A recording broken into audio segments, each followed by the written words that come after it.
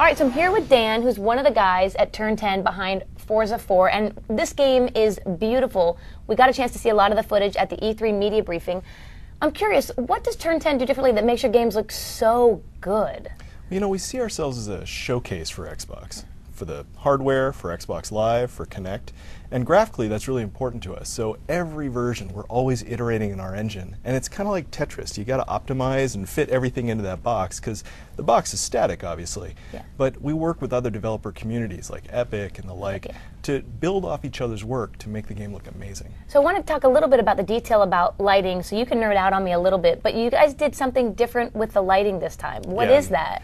I'd be happy to nerd out, so you're going to have to cut me off. No but problem. Seriously, we really took a new approach. So we're using something called image-based lighting, and that's where the environment actually lights the car. In the past, we lit the car using our own techniques, and it was kind of separate from the environment. But now the car sits perfectly in the environment because it's lit by all the ambient light bouncing around and the colors bouncing around.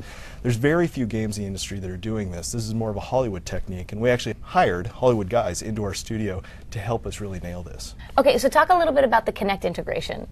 Well, you know, when Kinect was first being talked about inside of Microsoft, we got really excited because our vision for the franchise turned gamers into car lovers and car lovers into gamers. And by definition, that means we want older gamers, younger gamers, we want the casual gamer, we want the core gamer. And Kinect was something that was like uncharted territory. We could just go incubate and think of new ideas. And so we kind of spent months just thinking of new ideas. Some were for the core and some were for the casual. So we have head tracking where the player can just look into the corners and it's just natural. It just kind of works how you'd expect. We have voice commands, so you can actually jump around through the whole UI just by hyperlinking with your voice. Yeah. We have Kinect driving, which is a little bit more casual. That's, you know, you and your kid or your buddy can kind of sit on the couch and play with Kinect.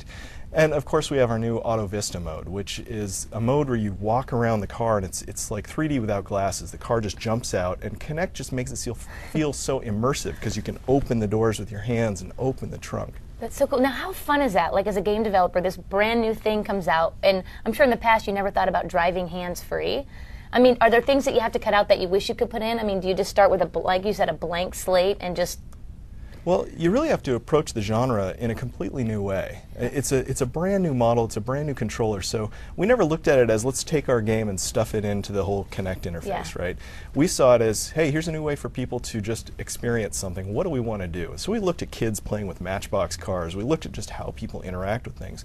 Air driving was natural, right? Yeah. It was kind of obvious, so we did that. But we were trying to think of how to even make that more fun by putting it in split screen. So it's more about, you know, you can kind of elbow your friend, you're sitting next to each other on the couch, and doing it seated rather than standing. And talk a little about, you know, Xbox Live and the community. There's also some new stuff there. You guys have always backed your community a lot. What can the community look forward to this time? Well, you're right. Community is core to Forza Motorsport. It's been the heart of our franchise since the very beginning. We've pushed things with Xbox Live, such as liveries, where people could paint things up and trade them. This version, we're going with a lot of new modes. One is actually called Rivals Mode. It's being debuted at E3, and this is a big step for us. Multiplayer in general, there's always a stratification of player. It's not always easy to find the player that is best suited to go against you. And this mode allows you to challenge anyone in the world, whether they're online or not, and collect a bounty for beating them. So it's asynchronous play. Okay. So you're really headhunting. Right. But where it's really fun is when you've got car clubs, which is like a shared friends list, and you've got your friends list, you can go hunt your friends. And they might not be racing that night. When they come back on the next day, they see you beat their time, they can come collect your bounty as well and beat you. And talk a little bit about this shared garage. Like, if you pimp out this car that I'm dying to drive, I can actually now drive that as long as you share it, correct? Absolutely, and I don't have to be online. So the shared garage, we're in a car club. If you want to drive a Ferrari and you don't have the money to do it, I can share my Ferrari out, you can drive it any time. But if I'm a great painter, or you're a great tuner, or we have someone that's a great race car driver, we get all of us together into a car club, and we're kind of unbeatable because I might be able to paint the cars and you could tune the cars, and then the race car driver brings along with them all of these amazing scoreboard times. Yeah. And they make our entire club more, I guess, more competitive, you'd say, against all the other clubs in the world. Wow, I'm sure the racing fans are going to love that for sure. Now, physics. Again, let's nerd out, but talk about the tire dynamics and how that worked. Well, now you're going down the rabbit hole. This is my favorite subject. So physics, obviously, you know, for us, simulation's a means to an end. We want to get people excited about cars, and so simulation is important, but it's not the reason we build the game. Myself, I love physics, so I'm always going to go deep here. Now, every version we've reiterated the importance of tires, and this version we went double down on it again. We got into a partnership with Pirelli, who's a tire manufacturer. They make all the tires for the F1 cars. And rather than actually taking a little bit of their data and a little bit of data from this car company and something from the SAE and creating a kind of hybrid model, we actually went all in with Pirelli, and we asked for custom tests. We said, hey, could you test the tires this way? What about these tires? What about these tires? And give us all the data we need, soup to nuts, the entire thing.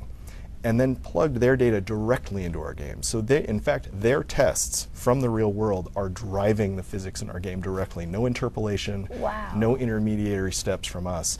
That's a totally new approach. Yeah. It meant we had to make our physics actually be able to read in real world data, not have its own tire model that was independent. So what was that like the first time that worked? Like, do you remember the moment you're like, oh my God, this is actually real, and now the car just did that in the video game? You know, it was amazing how different the cars felt. Yeah. Because we've really spent a lot of time on the tires, you know, and I've stood behind the tires time and time again, and I believe in our approach, and yet they feel so different now. The way the cars, every car now exhibits understeer and oversteer and drifting. They all do it depending on how you drive, how you brake, how you accelerate. It's no longer cars have a dominating characteristic, because it really, all of the nuances of your driving style really come out in the tires. Yeah, Forza has such a great attention to detail. So if I'm a racing fan, why Forza? Why do you go, you know what, Forza is a game you need to play because? I think for me it's because it's more than racing. Yeah. It's about cars, and people love cars. I mean, I don't know what your first car was, but It was not a pretty car. but you remember it. It was a Bug. It was a right? Volkswagen Bug, yeah. And you probably remember it pretty fondly. It did something funny here, it was a little bit strange there. It was kind of your ticket to freedom when you first get a car like that. Well, that's the love affair that people build with cars, and that's what Forza is all about. Some people race them, some people tune them, some people paint them, some people just want to argue about them. But it's emotional. And it's the emotion you bring to it. We're not trying to superimpose an emotion onto it. We just want to be a big sandbox where you can go collect cars, have fun. All right, 2 more questions. One is, do you guys, at Turn 10, do you guys hop online, like anonymously, and play once this game becomes available with all the Xbox Live fans? Of course. Yeah, we're online. We're on the forums, we're online, and we try to stay very anonymous because, truthfully, you know, we can have an impact one way or the other, and we just want to get in and have fun. Yeah, every time I lose, I hope it's someone that actually built the game, but it's probably not just like that. And has there been a release date? Do we know when we're going to get our hands on it? So it's actually going to be shipping starting in October 11th, actually. Dan, thank you so much. Great Sure. game. Thank you. Forza 4!